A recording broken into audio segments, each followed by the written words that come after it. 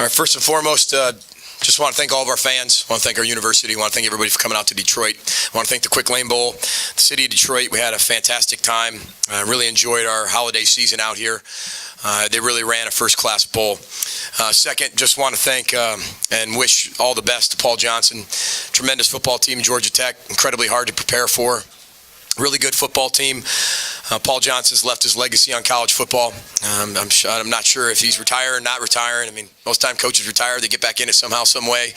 But he's a trailblazer, especially for the triple option. Had success everywhere he's been, and a legendary coach. So we wish him all the best and give Georgia Tech a lot of credit. Really proud of our players. It's been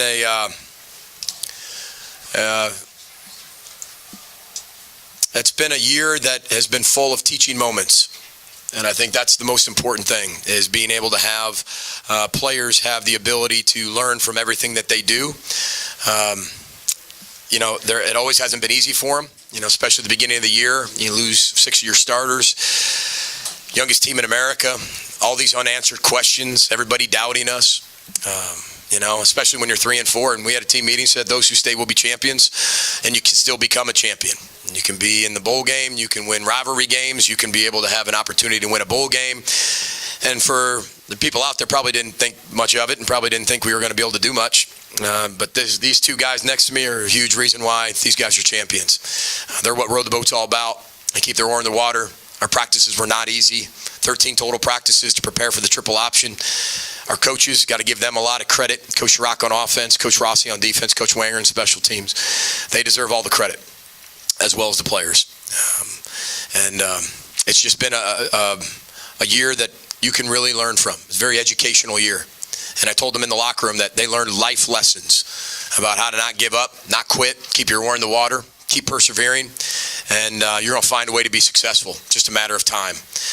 And for this youngest team in America, for this team that's had to be able to find out who is going to play next and who's going to fill in for this and who's going to fill in for that and all these unanswered questions, it was just a next man in mentality, and they executed that to perfection. To finish the way they did, winning 3 of 4, beating Purdue at home, fighting hard against Northwestern, but then obviously winning a game that we hadn't won in 15 years or hadn't won at Camp Randall for 26 years, getting the axe back, and then preparing for the last 4 weeks of what they did to prepare for a really, really good Georgia Tech team. So you got to take your hat off to Georgia Tech. Really proud of our players. They're champions, and I'm really, really proud of them. Thank you, Coach. Before we get into questions, Mohamed Ibrahim, 224 yards, most for a Gover since 2005, went over 1,000 yards for a season in 10 games. Tyler Johnson set program records for single-season receiving yards and receiving touchdowns in a season today.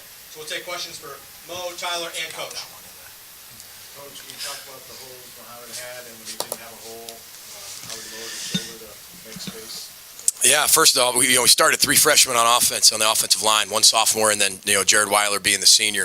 And our plan was give Curtis Dunlap Jr. his first start, and I thought he played really well for his first start, getting in there as a freshman and doing that. It was really impressive. But I thought that they finished their blocks tonight. Tight ends finished their blocks. I thought the wideouts, when you watch the film, which you guys might get a chance to, might not, whether it's the TV copy, our wideouts blocked tremendously hard on the outside. I mean, as physical as we have all year, they were challenged to do that, and they did it. And then this guy's, he's not the biggest, strongest, or fastest, right? He has that, too short, too small, too this, king of the twos, TOO, which is right up my alley. This kid's got more heart, passion, courage, plays game the right way than anybody I've ever met. And he deserves a lot of credit, but our whole team does. Defense was able to get the ball back for us on offense, and he was able to finish runs, lower the shoulder, and really was the nail the entire game, or the hammer the entire game. And I'm really proud of him for that. But this guy was a Scout Team Player of the Week Scout Team Player of the Year last year. He never came off the field the entire year. Never missed 1 rep on the Scout team ever. And that shows the type of person he is. And as good as he is on the field, you're not going to find a better person off the field. You're not. And it's all due respect to all of our players. They're all tremendous people, especially Ty next to me on my left. But just really proud of what this young man's about. And you asked about his performance, so that's my comment on that. Georgia Tech didn't have 100 yards rushing until the fourth quarter. What would you like about your defense? Well, we talked about it. It's very similar, right? We studied the leader, Henry Ford, this week, right? A lot of irony there because we're in Detroit, Ford Motor Company, so on and so forth. And so what he did was really kind of perfect the assembly line and mass produce cars, right, for the public, right, the common public, where everybody could afford a car. So we kind of study that in terms of everybody's going to have to be able to do their job, just like an assembly line. Just do your job. If it starts getting boring, that's good. Boring is good. And if you've got to make sure that you don't go from your job to somebody else's job, that's how they beat you. And I thought our players tackled really well. They did their job. They communicated really well.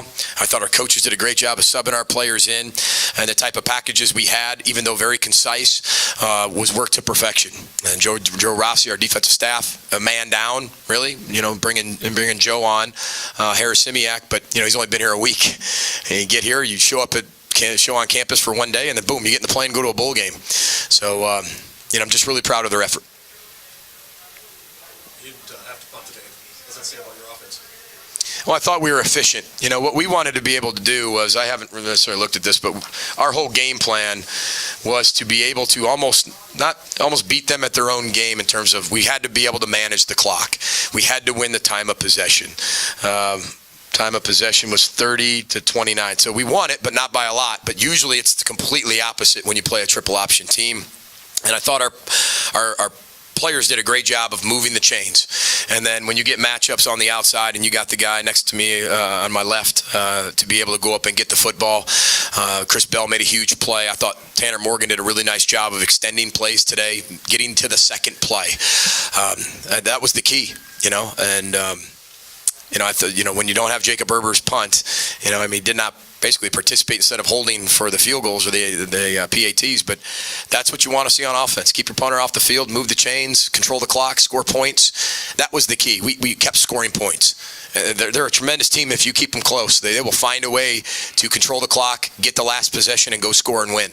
But we had to continue to stay ahead of that. We had to be 3 steps ahead, and that's part of it is moving the chains and staying on the field.